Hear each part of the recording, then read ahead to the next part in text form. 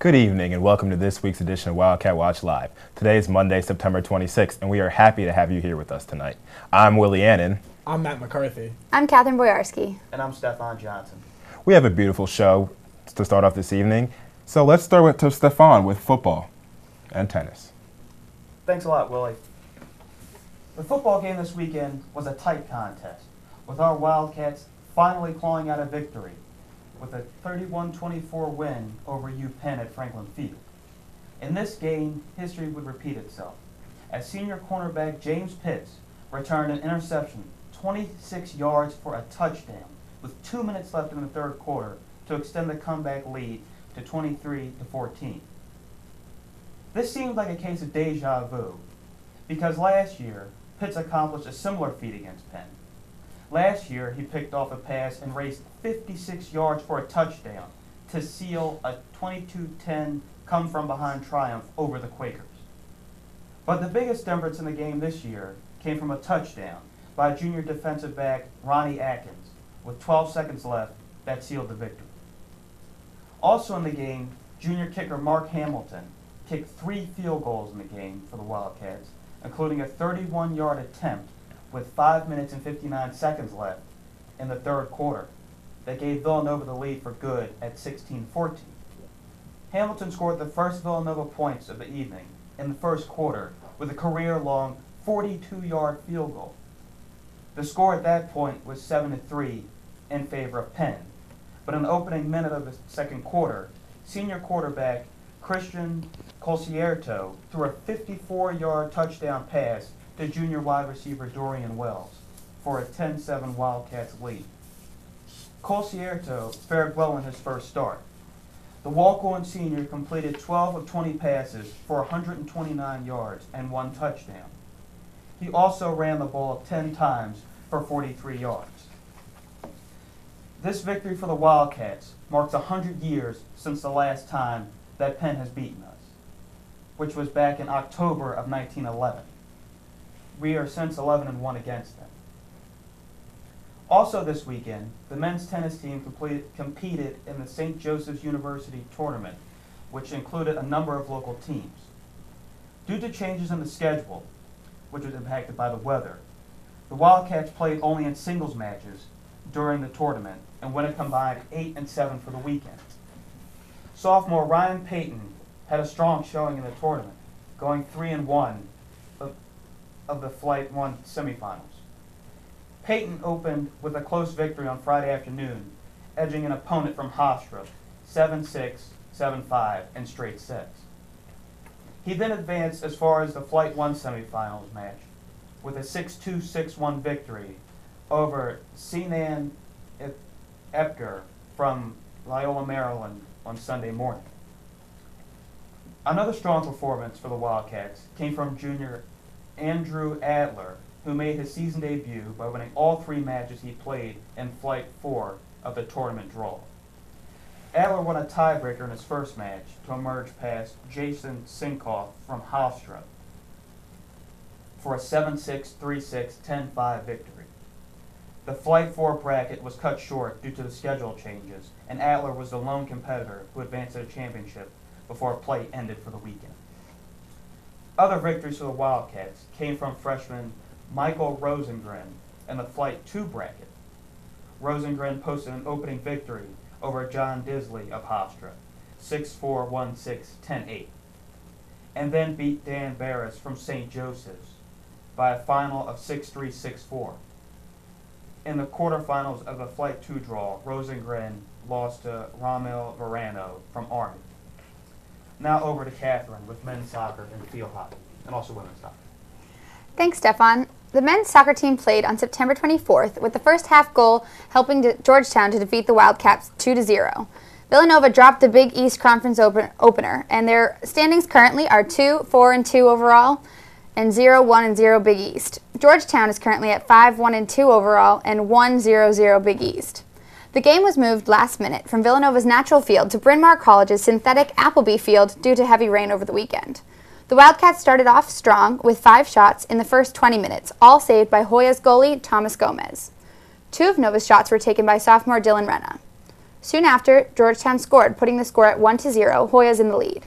Head coach Tom Carlin commented that once the guys got behind, it was difficult to bring it back against a strong team like Georgetown.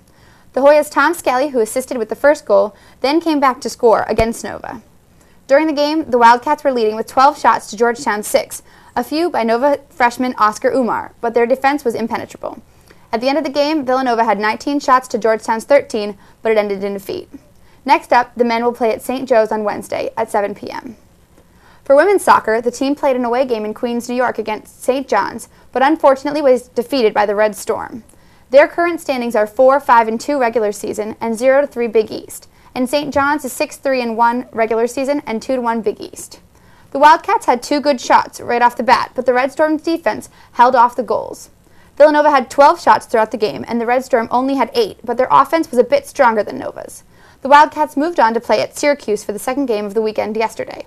With their standings at 4-6-2 regular season and 0-4 Big East, they took on the Orange, whose standings are at 3-4-3 and 2-2 Big East, only to be defeated yet again. Sophomore goalie Jamie Kranick saved 5 shots, 4 of which were during the first 45 minutes, but the Orange women did well offensively and got one past her. During the second period, Villanova had 4 shots on goal, 3 made by junior midi Heidi Sabatura and senior forward Katie Ryan. Coming up, the women's soccer team will play 4 home games, the first on Friday at 4 p.m. against Pittsburgh at the West Campus Soccer Complex. On a lighter note, for women's field hockey, Nova's team took a win against Penn. The Wildcats played Penn in Philadelphia on September 21st and came away with a 2-1 victory. The game-winning shot was scored by freshman Jessica Swoboda, and sophomore Kira Zambone scored Nova's first goal, which was her first of the season. Nova led in shots taken with 6 more than the Quakers, and Megan Goals did great defensively with 2 saves during the game. The women then took on Rutgers at home and had their first Big East victory with a final score of 2-1. The game-winning goal was scored by freshman midfielder Lauren Wilson during the second half. The Wildcats' standings are now 5-4 regular season and 1-0 Big East. Nova's defense was tight with 6 saves by senior goalie Megan Goals. The offense also did well with their first goal scored by junior back Kristen Davia, who made a nice penalty shot from the corner. The Wildcats will play at home in a non-conference game against Rider at 7 p.m. on Wednesday. And now, over to Matt with cross-country and volleyball news. Thanks, Catherine. This past week, the men's cross-country team competed at the Mainline Invitational, where the Wildcats started their season strong. The Wildcats were led by senior Brian Long, who won the 4-mile race and led the team to an overall promising performance with a time of 19 minutes and 34 seconds. 4 of the top 5 finishes were claimed by Wildcats. Not far off the pace set by Long was Matthew Mindenhall, who took second place. Sophomore Greg Morin took 4th, and Joseph LaRosso placed 5th, capping off a great day for the men's team.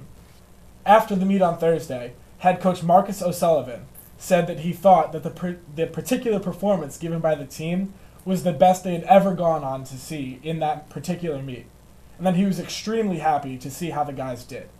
He went on to say that this was the type of start that I was looking for as a coach, something we could use to set a tone for the regular season. Entering the meet, the Wildcats were ranked number 18 in the nation and number 2 in the Mid-Atlantic region, only to go up from there. The women's cross-country team joined the men at the Mainline Invitational on Thursday, and they too turned in a great overall performance. In the first meet of the season, senior Callie Hogan finished the race in first place with a time of 16 minutes and 43 seconds, while sophomore Nikki Akande and freshman Courtney Chapman helped lead the group of 10 Wildcat runners by placing in the top 3 on the 3-mile race. Despite the humidity and heat, on Thursday afternoon, the Wildcats were able to claim the top 7 spots in the race. Head coach Gina Procacchio had this to say after the meet. She said, "The whole group went out faster than I thought they would. I was very happy to see that the humidity in this afternoon was not a problem. It was a good sign to see them go out this fast. It's a great start for us." In the past, Villanova has used this meet to set a tone for the rest of the season. And if the results of this meet are any sign of results to come, we're in for a good season. Great job, ladies. Villanova began the 2011 season ranked 5th in the nation and 2nd in the Mid-Atlantic. For women's volleyball, they had a long trek to South Bend, Indiana to take on the Fighting Irish of Notre Dame. The Wildcats came home with a victory, beating the Fighting Irish 3-1 to remain undefeated in Big East play. Senior Maggie Mergin notched 13 kills and had 6 blocks to lead the offense, while junior Morgan Petrovic recorded 9 kills, 15 digs, and had 4 blocks. Sophomore Allison Williams helped the team, posting 7 kills and 6 blocks. Head coach Josh Steinbeck had this to say after the game. It's always good to get a win, and always good to get a win on the road, especially against a great team such as Notre Dame. We defended well today, and we blocked really well. Villanova took the first set 25-18, lost the second 25-15, but came back strong, winning the third set 25-19, and clinched the victory in the fourth set with a win of 25-19. The Wildcats combined for 12 total blocks. And now I'll throw it to Willie, who will let you know where you should look to see your future Wildcats. Thank you, Matt. Looking forward to games this week for Nova Nation Athletics. The women cross-country team has the Paul Short Run at Lehigh. Last week, the women competed in the Mainline Invitational and were led by first and second finishes by Callie Hogan and Nikki Akande. They look to improve upon those marks at the Paul Short Run on September 30th. Women's field hockey has a contest on the 28th at home versus Ryder. The women's field hockey team is coming off a 2-1 victory versus Rutgers. Look for the women to build off that with a positive showing on Wednesday, the 28th. The women's soccer team gets to hang around Nova for the week as they host the 1-6-3 Pittsburgh Panthers in a Big East showdown on the 30th and the 7-3 West Virginia Mountaineers on the 2nd of October. The women's soccer team is looking to use these games to build their resume for the Big East Championship. The women's volleyball team has an identical task as the women's soccer team, as the women's volleyball team also faces West Virginia and Pittsburgh. The women will face West Virginia on the 30th, and they will face the Panthers on the 2nd of October. Come on out and pack Jake Nevin Fieldhouse for what should be a pair of Rockin' and Rockets Big East matchups. The men's soccer team has itself a pair of key road matchups. First, they head to face our hated rival, the 1-0-4 St. Joseph's Hawks at St. Joe's.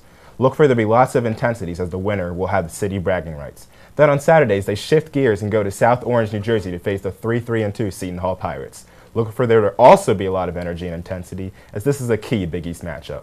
The men's golf team gets to go to South Bend, Indiana, better known as Notre Dame, for the Gridiron Classic. This is a two-day, all-day event. This two-day, all-day event will show the men's team where they stand and what they need to do to improve. So let's wish our men good luck. And finally, for football, our boys face the 5th-ranked William & Mary Tribe on Saturday at noon in a CA matchup. This will be our first home CA matchup, so let's come out in droves and support our Wildcats. The game will be televised on TCN, also known as the Comcast Network, so look for the boys in blue to step it up and make Nova Nation proud versus William & Mary on Saturday.